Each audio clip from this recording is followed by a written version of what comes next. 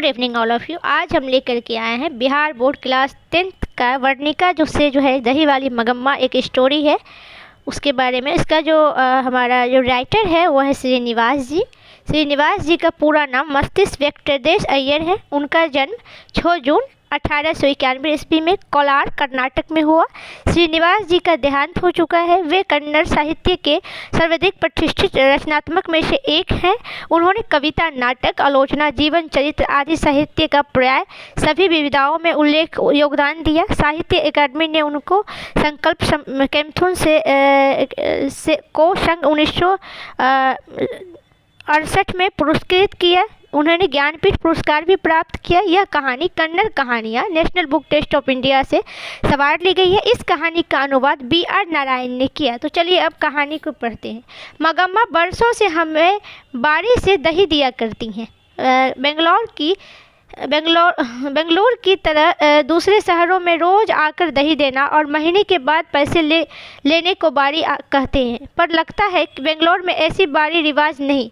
आमतौर पर जब भी मगम्मा हमारे मोहल्ले में आती तब वो हमारे घर आकर दही लेगी। माँ जी बहुत बढ़िया है कहती हैं। हमें आवश्यकता होती है तो हम ले लेते हैं और उसे दिन के भाव के अनुसार उसके पैसे दे देते हैं या अगले दिन चुका देते हैं। ये कहानी कौन बोल रहा है? जो राइटर है वो ये चीज़ डेडिकेट कर रहा है। यह हमारे उसके बारे की रीति है। वो अबलूर के पास किसी गांव की है। उसके गांव का नाम शायद वेक्टुनपुरा या कुछ ऐसा है। आते समय हमारे मोहल्ले के होकर ही आना पड़ता है और जाती भी हमारे तरफ से ही जाना होता है। मैं उसे ज़रा अच्छी तरह बात करती हूँ, इसलिए कभी कभी गांव से आते समय वो सारा दही ख़त्म करके जाती समय दोनों बार मेरे पास आ जाती है। आकर आंगन में थोड़ी देर बैठती और सबसे बातें करती है। 5 सुपारी खाती ना रहने पर कभी कभी हमसे 5 सुपारी मांगकर खाया गाँव जाती। ऐसे मौके पर यदि मेरे पास समय होता तो वह अपना दुख सुख भी बताया करती। मुझे भी सुख दुख पूछती। मुझे भला क्या सुनती, यह कि बिल्ली ने दूध पी लिया, चूहे ने कुम्हारे में छेद कर दिया, तब वह दुनिया ही ऐसी कहकर अपनी अनुभव की बात सुनाती। बाद में यह भी कहती कि इस दुनिया में किस ढंग में चलना चाहिए। मगम्मा मुझे अच्छी लगती मुझे और उसकी बहुत घनिष्ठा हो गई। कोई 1 महीने पहले की बात है। मगम्मा ने सवेरे सवेरे आवाज़ लगाई, दही लोगी माँ? माँ जी। मैं भीतर कुछ कर रही थी। मेरा बेटा बोला, हाँ लूँगा और पास जाकर दही दे दो कहकर उसने हाथ फैलाया। मगम्मा ने मटके से थोड़ा अच्छा गाढ़ा दही निकालकर उसकी हथेली में पर डाल दिया। जरा जाकर माँ जी को जल्दी भेज दो, मुझे जाना है। इतने में मैं आ गई। मगम्मा बोली, माँ जी सोने जैसा बेटा पैदा किया है। जैसे गुण तुम्हारे बेटे में है उसे मिले हैं, पर इस सबसे क्या? लड़के को बड़े होने की देर है, फिर तो पता नहीं कैसे बहू आएगी। अब तो बच्चा अम्मा करता पीछे घूमता है। उसे यह बात पता नहीं होगा कि अम्मा जिंदा है या मर गई। मैंने पूछा, मगम्मा क्या हो गया? बेटे ने तेरी बात नहीं मानी। वह फिर से बोली, छोड़िए माँ जी, भावरे लेकर आई पति ही जब बात नहीं पूछता था तो बेटा क्या सुनेगा। इस पर मैंने पूछा, तेरे घरवाले ने तेरी बात को नहीं मानी क्या?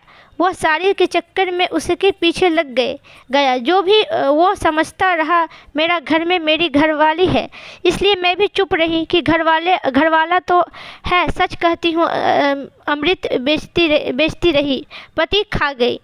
पता नहीं मेरे नसीब में क्या क्या लिखा है। पर आपको एक बात कहती हूँ, ध्यान रखिएगा। घरवाला जब घर आए तो अच्छी तरह कपड़े लत्ते पहनकर घुमा कीजिए। मर्दों को मन बड़ा चंचल होता है, उसकी पसंद की साड़ी ब्लाउज पहनकर घुमा कीजिए। फूल इत्र की लगाकर उसके मन को बस में करना चाहिए। आपने जो साड़ी पहन रखी है काम धंधों के लिए ठीक है, जब घर में अकेली रहती हैं तब के लिए यह ठीक है। शाम के समय एक बढ़िया साड़ी पहनकर रहना चाहिए। मुझे ज़रा हंसी आई, लेकिन ऐसा लगा कि अनुभव से कितनी बड़ी बात कह रही है। साथ ही यह दुख भी हुआ कि उस अनुभव के पीछे दुख छुपा है। मैं बोली, हाँ मगम्मा, तुम्हारी बात 16 आने सच है। बाद में मगम्मा बोली, देखिए माँ जी, आदमी को ढंग से बस में रखने के 3-4 गुण है। कुछ लोग कहते हैं टोना टोटका करो या जड़ी बूटी खिला दो। अरे कहावत है, दवा करने से तो मशाल ही जगता है। ऐसे लोगों की बातों में नहीं सुनना चाहिए। कोई ना हो कोई स्वाद की चीज़ बनाकर दीजिए। आँखों को तृप्त करने को अच्छा तरह से कपड़े लत्ते पहन कर ओढ़ कर दुखी रहने पर भी हंसकर बातें कीजिए। घर के लिए जो चाहिए एक बार खूब मंगवा लीजिए, पर बार बार मत मांगिए। पैसा जोड़कर ज़रूरत पड़ने पर 1-2 रुपये उन्हें थमा दीजिए। ये सबसे बड़े टोने टोटके घर वाले। ऐसे तो घरवाला घर में कुत्ते की तरह रहता है। अगर ऐसा ना करे तो गालियाँ भी भटकाता है। मुझे मगम्मा की बात के चमत्कार से आश्चर्य हुआ। 2 इधर उधर की बात करने में मैंने उसे भेज दिया। कोई 15 दिन पहले जब मगम्मा घर आई तो लगा कि वह बहुत दुखी है। मैंने पूछा, क्या मगम्मा ऐसे क्यों हो? वह बोली, क्या बताऊं माँ जी, ऐसा लगता है मेरी किसी को ज़रूरत नहीं। यह कहकर उसने अपने पल्ले से आंसू पोंछे। मैंने पूछा, क्या हुआ, बेटे ने कुछ कह दिया? उसने कहा, हाँ माँ जी, कुछ ऐसा ही हो गया है। बहू ने किसी बात पर पोते की खूब पिटाई कर दी। तो मैंने कहा, क्यों रे राक्षसनी, इस छोटे से बच्चे को क्यों पीट रही है? तो ऊपर चढ़कर बोली, खूब सुनाई उसने। तब मैंने उससे भी कह दिया कि तेरे घरवाले की माँ हूँ, तू मुझसे इतनी जवान लड़ा रही है, आने दो उसे। वह महाराजा घर आया। उससे मैं बोली, देख भैया, इससे बेमतलब में अनजान बच्चे को इतनी जोर से पीटा। मैंने मना किया तो मुझे ही चार सुनाती। तू जरा अपनी घरवाली को अकल सिखा। इस पर बोली, मुझे सिखाएगी? लड़का अगर कुछ उद्दंड करता है तो उसे मना करने का हक मुझे नहीं। तुमने जैसे इन्हें पैदा किया है वैसे ही मैंने पैदा किया है। मुझे क्या अकल सिखाने चली है? जो भी माँ जी, वह उसकी घरवाली है, मैं माँ हूँ। उसे कुछ कहा तो पलट कर जवाब देती। मुझे कहा तो क्या कर सकती? इस पर वह बोला, हाँ माँ, वह अपने बेटे को मारती है तो तुम क्या उसे झगड़ने में पड़ती हो? तुम मुझे दंड दो। तब मैंने कहा, क्या रे, मुझे गलती ही हुई। मुझे बहुत गुस्सा आया माँ जी, बात मेरे मुंह से निकल गई। क्या कहता है रे, बीबी ने तुझ पर जादू फेरा है? वह बच्चा को पीटने में तो भी ठीक है और मुझे गाली देती है तो भी ठीक है। पर वह बोला, और क्या किया जा सकता है माँ? अगर तुम यह कहो कि घरवाली रहेगी तो मैं नहीं रहूँगी, मैं रहूँगी तो घरवाली नहीं रह सकती, तो उस बेचारी को सहारा कौन दे? मैंने पूछा, मुझे बेसहारा का क्या बनेगा? तब उसने कहा, तुम्हारा क्या है माँ? तुम्हारे पास गाय बैल हैं, पैसे हैं, तुम्हें क्या मैं पाल सकता हूँ? मैंने पूछा, तुम्हारा कहना है कि मैं अलग हो जाऊँ? इस पर उसने साफ कह दिया, तुम्हारी मर्जी। अगर तुम अलग होना चाहती हो तो रोकूंगा नहीं। मैं तुम्हारे झगड़ों से तंग आ गया हूँ। इस पर मैंने कहा, अच्छी बात है बेटा, मेरा आज दोपहर से ही अलग हो जाती हूँ। तुझ अपनी घरवाली के साथ सुख से रहो। फिर दही लेकर के चली आई माँ जी।